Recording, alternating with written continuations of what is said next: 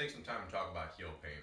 If you're a person that when you first wake up in the morning, you take that first step in the morning and it gives you significant pain in the heel or maybe even to the back of the ankle, then this is exactly what you need to be doing. Overnight, that stuff really stiffens up, and then when you first stand up and you put your body weight through it, it's just too much. It doesn't have the flexibility. So what we need to do is get more flexibility in that area, more pliability, so that way when you put your body weight through it, it's not so painful for you. So these people are generally going to have heel pain right in front of the heel of their foot. So kind of usually it's a pinpoint thing that they can touch it right there. They might feel it through the arch of the foot in another spot, or maybe along the ball of the foot, or possibly along the back of the heel. But really, if you touch it right in front of the heel, underneath the bottom of the foot, that's a really painful spot for them. So while we're looking at our foot, we want to think of that big connective tissue along the bottom of our foot. It kind of spreads out in a triangle shape. So it starts at the heel and it spreads out to the big toe and out towards the pinky toe, right? So when we're doing some of this mobilization stuff, we want to think about that structure. One of the first things we can do is from sitting position is we can just grab onto our big toe and we just want to bend that ankle back and pull that big toe back, and that might be enough of a stretch there.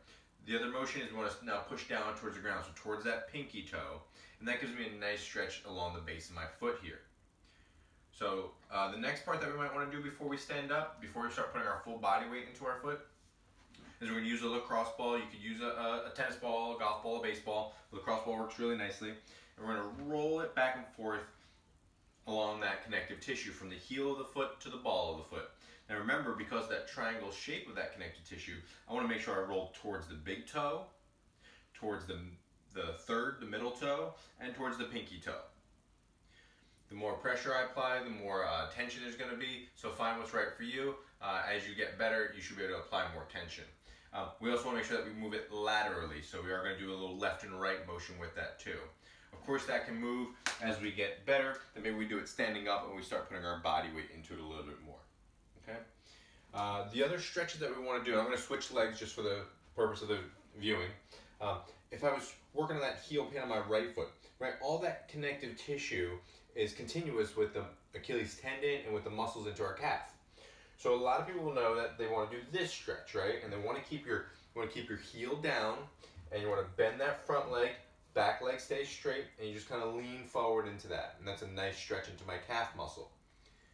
What they don't realize is that there's two parts of that muscle, and the other part doesn't cross your knee. So part of the muscle does go past your knee, so when the knee's straight, it's tense. And the other part doesn't cross the knee, so when the knee's bent, it functions differently. So the way we want to address that is we just want to take a short step forward, and now again, keeping that heel down. That's important for both these stretches. So we're just going to bend that back leg also, and that feels like a different stretch for me. Okay, you should feel the difference. The first stretch, when you're back here, it's going to be a little bit more superficial and more towards the knee. And then when you get into this position and you bend that back leg, it's going to be a little bit deeper and a little bit more towards the ankle. So you should feel the difference between those two stretches.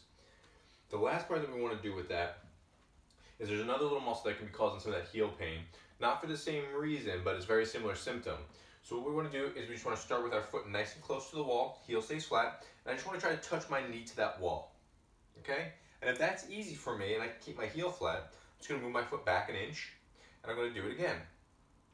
Still easy, I'm going to move back a little bit more. And I want to find the spot where I can just barely get to that wall without giving myself too much pain. And now, I just want to continuously work that spot. It is important that that heel stays down. If you're lifting the heel up, it's not quite the same stretch that we're trying to get. So we want to keep that heel down. The last part that we want to do, if we want to progress any of those things, is if we took a folded washcloth, like a folded towel, and we put it underneath the ball of the foot, underneath the big toe of the foot, that's going to put our foot into a slightly tipped position, and that's going to be an even better stretch, whether it's the straight knee stretch, the bent knee stretch, or the touching the knee to the wall stretch. Just a folded washcloth, very thin underneath, just the big toe side of the foot will tip that foot and give you more stretching. Try those things. Remember, all these stretches, we want to do at least 2 minutes. I've seen research up to 10 minutes for some of these things, but start with 2 minutes or 3 minutes, work through a variety of those things. See if that starts giving you some relief throughout the day and also makes it easier for you to get your first step during the day. Generally, people that have that pain during that first step that eases up in about 30 or 40 minutes, a lot of times it's because this connective tissue is too tight. If we can loosen that up, using the ball, stretching with our hands, doing these few wall stretches, we can feel a lot more comfortable throughout the day.